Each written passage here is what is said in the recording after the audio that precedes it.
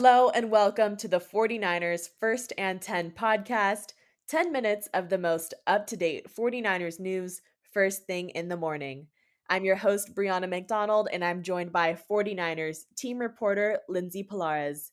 We've got a lot to update the faithful on before the first round of the playoffs begin. And let's start with some very exciting news. The Associated Press has announced their list of this year's All-Pro players just this morning, and it looks like 7 total 49ers players earned All-Pro honors.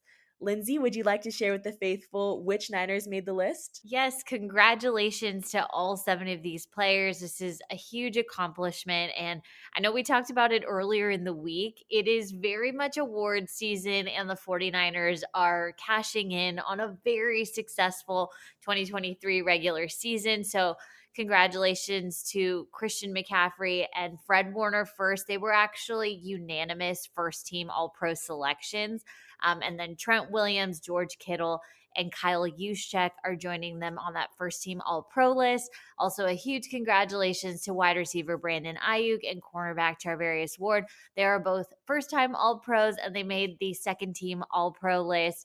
Again, just a really amazing accomplishment. I think it's also always really exciting for just newcomers. I think Kyle Juszczyk is someone that I'd like to highlight because he is an 8-time Pro Bowler. He's had 8 straight Pro Bowl selections. So to get a first team All Pro selection on the heels of that 8th Pro Bowl is just really huge. It's a new honor for him. BA and Mooney also second team All Pro selections for the first time. Brandon Ayuk put together back-to-back 1,000-yard receiving seasons. Charvarius Ward led the league in pass breakups with 23, also had 5 interceptions this season. Christian McCaffrey, I feel like, is a very obvious first-team All-Pro selection. He's pretty much won every award that you can during the season. He just got the NFC Offensive Player of the Month. It was his second one of those this season. He was selected to the Pro Bowl. He had, I believe, 5 FedEx Ground Player of the Week awards. He's a finalist for the yearly award for that, and also 2 NFC Offensive Player of the Year awards. Trent Williams is on the first team All-Pro list for 3 straight years now, and in 3 of the 4 seasons he's been with San Francisco. Fred Warner has gotten the first team All-Pro selection in back-to-back years now, 3 total times. George Kittle followed up 2022 where he made the second team All-Pro list. Now he's back on the first team All-Pro list. Just a huge congratulations, and hopefully plenty more to come because hopefully an extended playoff run coming up soon. Absolutely. Congratulations to those 7 guys for an amazing 2023 regular season. But now, diving into what's been going on in the building during this week's bye, the team had a free workout day on Wednesday and then a full practice yesterday. On our last episode, we went through the list of players who are working through injuries. So, are there any new developments? Any players seen back out at practice yesterday? Yes, there were. The expectation was that several players were going to come back, and they absolutely did. I think the most notable return was defensive lineman Arik Armstead. He has not played since that Week 13 game over the Philadelphia Eagles. He's had separate knee and foot issues, but he was back at practice. The plan was to have him work in on Thursday, and if that went well, have him return for Friday. Then we saw Ambry Thomas, who had hand surgery last week. He was back in practice. Rookie safety Jair Brown, he missed the last 2 games of the regular season with a knee sprain. He was also working in with the defensive backs. And then wide receiver Jawan Jennings, who suffered a concussion in the Week 15 game against the Arizona Cardinals. He'd been working through the concussion protocol, was cleared earlier in the week, made his way back to practice as well. And then safety George Odom, we talked about this earlier in the week as well. He had his 21-day practice window opened up. He's on IR. Went through a surgery during the season as well. He was in a blue non-contact jersey yesterday, but was working in with the defensive backs. So all very good things health-wise, and that's kind of where head coach Kyle Shanahan said the team would be. They would be getting back to health during this week. So to have 5 players working back in is a really positive sign that they're kind of on track where they want to be. A lot of people outside the building have been wondering what it's like for the team to stay sharp during the postseason bye week. So, after what you heard from the players yesterday, how do they describe their practices? It was funny seeing Brandon Ayuk and George Kittle saying, "Hey, the offense won," and then Fred Warner takes the mic and says, "No, the defense won." So, just what's that competitive nature like on the team? I think it's a good sign that even during this bye week, this team is not complacent and they continue to just spark that competitive fire, right? There was conflicting reports between the offense and the defense who played harder and who made the most plays yesterday. And that's the type of energy you want from a team that is looking to keep that momentum going after a really successful 2023 season. Fred Warner is always great, especially during training camp. I feel like he really makes it a point to just have that friendly banter with his teammates. So it's nice to see that at this late in the year, he's keeping that same energy. And I do think it gets the best out of everybody on the offense. And I think probably in their own special way, everyone enjoys it.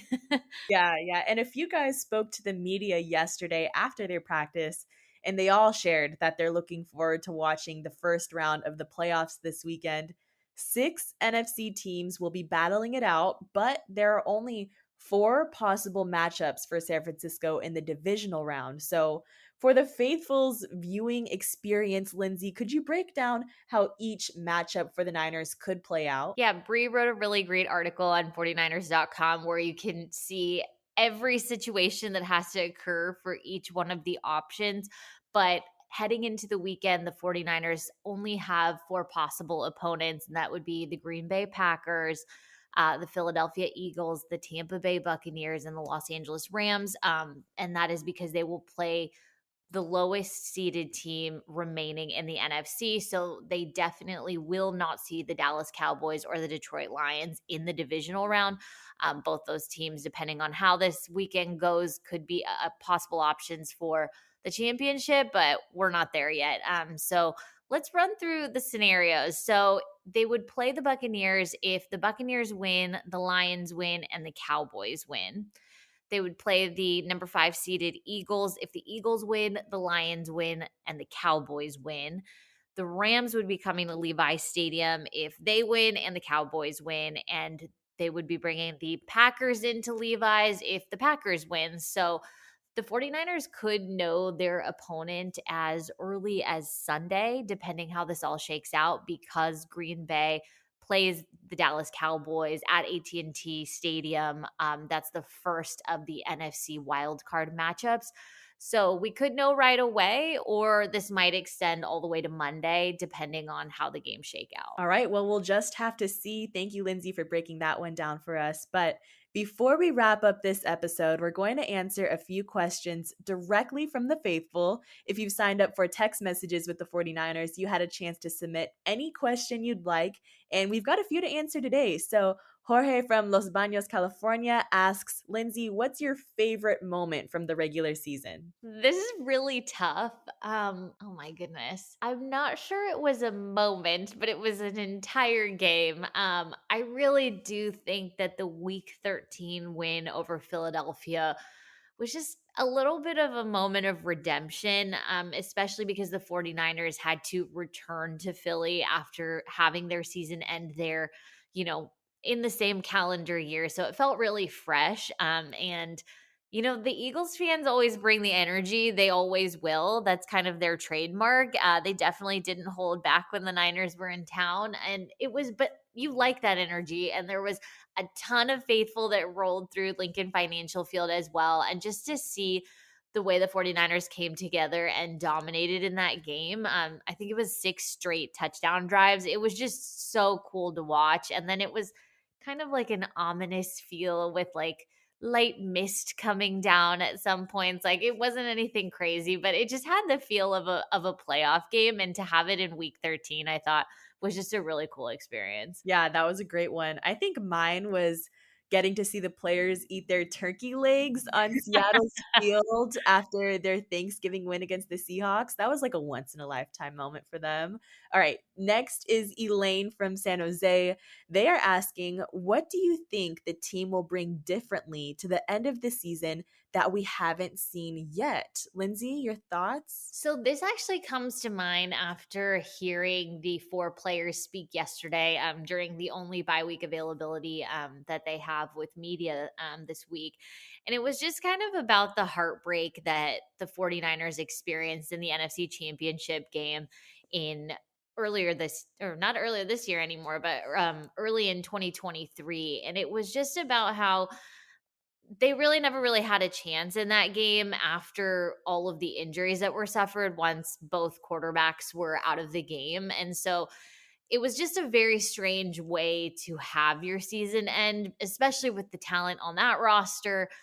So I think it's kind of created maybe not more of a competitive fire, but they're just eager to see what they could have done with a fully loaded team. And kind of like what head coach Kyle Shanahan said heading into this week and then also next week of practice, they do expect to have a lot of players come back and really regain that health factor. So I do think they're bringing more health into this playoff run. And then with just the unconventional ending to last season, there's got to be a little bit of residual feeling. So I think all of that creates just something a little bit different. Yeah, an edge. And George Kittle shared that, it's the same assignment as any other regular season game, but because we're in the postseason, there's just a new level of intensity because it's win or go home. But Faithful, thank you for sending in your questions. That will do it for this episode. If you'd like to send us any question you have, we are happy to answer them. So text first and 10 to 408 715 4949. That's the number 1ST ampersand 10, just like how it looks on our cover art. Again, to 408 715 4949 to submit your questions. We'll have all the details written out for you on 49ers.com. But thank you, Lindsay, for joining me in this update. Don't forget to follow First and 10 on Spotify and Apple Podcasts. Turn on the notifications so you're in the know when we post any breaking news updates. And thank you, Faithful, for tuning in.